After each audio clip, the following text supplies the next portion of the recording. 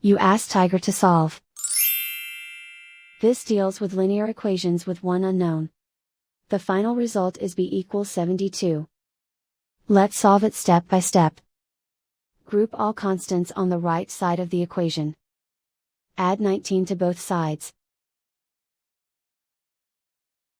Simplify the arithmetic.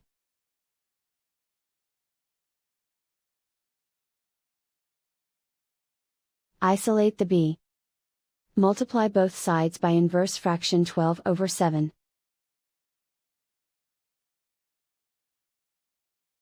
Group like terms. Multiply the coefficients. Simplify the fraction.